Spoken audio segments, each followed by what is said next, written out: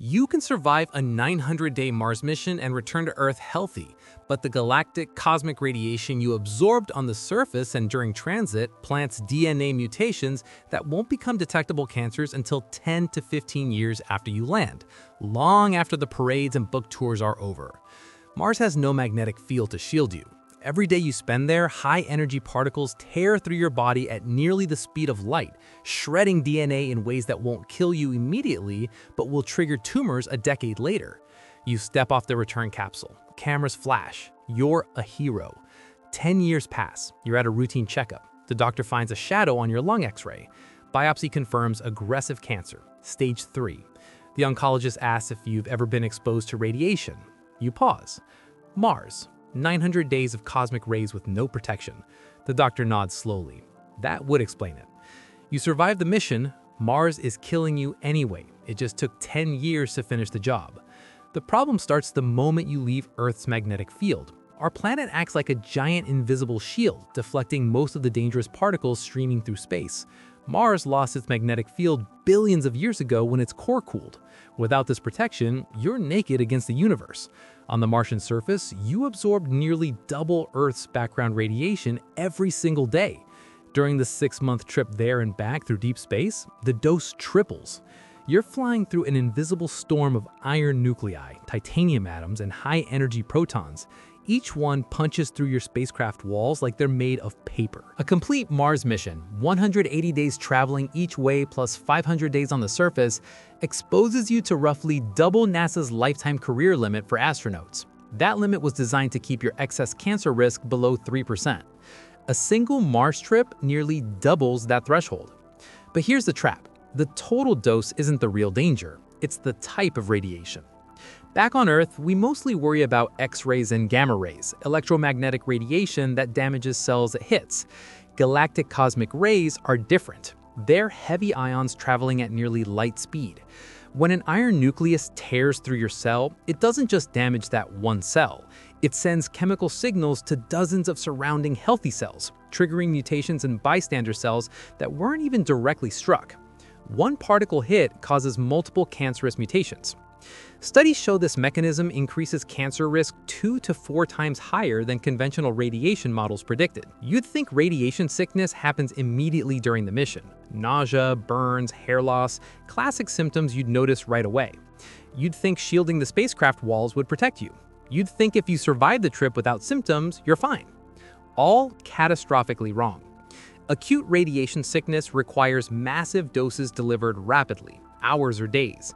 A Mars mission spreads the exposure over 900 days. You never get sick during the flight. You feel completely normal, no symptoms. Your medical checks show minor bone density loss and muscle atrophy, all expected from low gravity. Nothing suggests you're dying. But galactic cosmic rays don't cause immediate damage. They cause DNA mutations that accumulate silently. Heavy ions create complex double-strand breaks in DNA, damage so severe that your cellular repair mechanisms fail or introduce errors when trying to fix them. Weeks after initial radiation exposure, cells still show 2 to 4 times higher rates of DNA misrepair when challenged with new damage. The effect persists for at least 3 weeks and affects both the directly hit cells and the nearby bystanders. This means one cosmic ray particle can trigger cascading mutations in dozens of surrounding cells. The damage is done, planted deep in your DNA, waiting. Cancer doesn't develop immediately because solid tumors require 10 to 40 years of latency as damaged cells accumulate enough mutations to become malignant. Think of it like planting landmines in a field. You walk through, step on a few, but they don't explode right away. They're on timers. 10 years later, you're gardening in your backyard and one of the mines you stepped on during your Mars mission finally detonates. Leukemia develops faster, typically appearing 2 to 10 years after exposure, with peak incidence around 5 to 7 years. Lung cancer, stomach cancer, thyroid cancer all show up a decade or more after you return to Earth. You're selected for the first Mars mission. NASA briefs you on radiation risks. The numbers are clear. A Mars mission gives you roughly a 6% lifetime cancer risk, double the normal 3% background risk everyone faces. This means approximately 1 in 17 crew members will die from radiation-induced cancer years after returning. pause right now. Do you accept the mission or do you decline and let someone else go? Choose. Most space enthusiasts choose to go. Glory, history, adventure. These things outweigh statistical risk in your mind. That's exactly what NASA is counting on. Volunteers willing to gamble. Mars missions proceed not because radiation is safe, but because some people will accept the cost. Spacecraft shielding doesn't help much. You'd think aluminum walls would stop the radiation. They don't. Aluminum stops low-energy particles, but when high-energy cosmic rays slam into metal, they create secondary radiation showers, cascading particles that sometimes make exposure worse inside shielded areas than outside. Current shielding technology would, at best, modestly decrease the exposure risks. There's no magic material that blocks heavy ions without creating more problems. You can't hide from physics. NASA knows a Mars mission will push astronauts beyond acceptable cancer risk limits. The current 3% excess cancer risk threshold would be violated. So what's NASA's solution?